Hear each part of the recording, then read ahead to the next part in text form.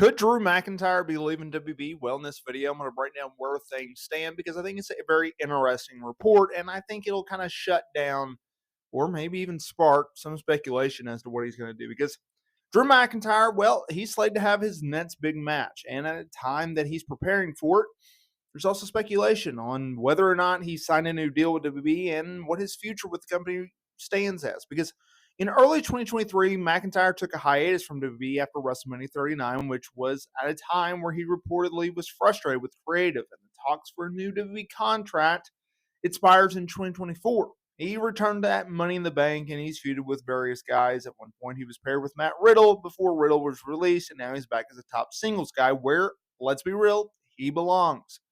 Now, McIntyre is slated to challenge Seth Rollins for the World Heavyweight title at the Crown Jewel November 4th PLE. And while speaking on Wrestling Observer Radio, Dave Meltzer, he gave the latest on McIntyre's contract status. Because is he going to stay? Is he going to go? If you're AEW, if you're Tony Khan, you look at a guy like Drew McIntyre and he goes, okay, he is a top guy. He should be used as a top guy, but he's not being used as a top guy up until recently, of course. We could use that as momentum. We can use that as fuel. We can use that as leverage. We can use that in negotiations. Could we get him to jump ship from WWE to AEW? Well, Meltzer said this. He doesn't believe that that McIntyre has re-signed. And they went back and forth on, well, why would you put a guy whose contract is slated to expire in a few months in a world title picture? Why would you elevate him and put him in the main event slot? And Meltzer basically said, look, he's under contract through April. It's not that big of a deal. And this is where things got interesting. Meltzer talked about how, look, McIntyre is not a guy that's looking to leave WWE. Don't get that twisted.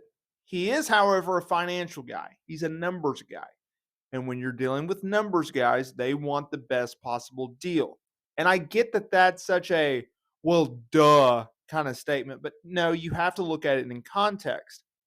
Obviously, everyone wants raises, and more money is something that everyone aspires to. But if you're a stickler for that, instead of, okay, well, I'll give up, in McIntyre's case, $10,000.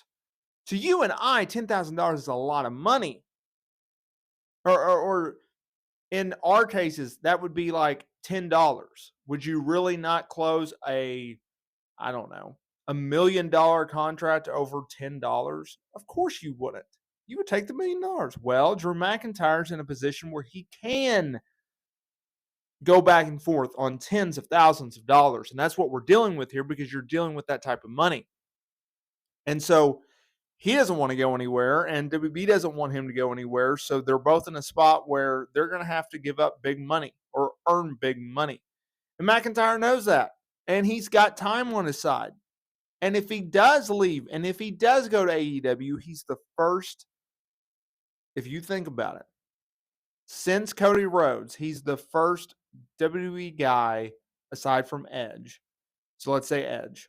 He would be the second guy since Cody Rhodes that really there was a big shift in the pro wrestling world, right? You had Cody, you had Jade Cargill live AEW for WB. I would not put her on the same level as a Cody Rhodes.